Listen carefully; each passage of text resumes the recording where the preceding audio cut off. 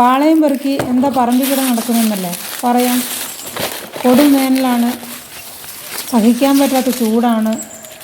AC-യിലും ഫ്രിഡ്ജിലെ തണുത്ത വെള്ളവും ഒക്കെ കുടിച്ച് നമ്മൾ വീട്ടിലിരിക്കുമ്പോൾ ചുറ്റിലും എത്രയോ പക്ഷിമൃഗാദികൾ അല്പം വെള്ളത്തിനായി ദാഹിച്ച് നടക്കുന്നുണ്ടാകും. അവർക്കറിയോ പറയാൻ എനിക്ക് ഇത്തിരി വെള്ളം വേണമെന്ന്? അപ്പോൾ നമ്മളത് അറിഞ്ഞ് ചെയ്യണ്ടേ?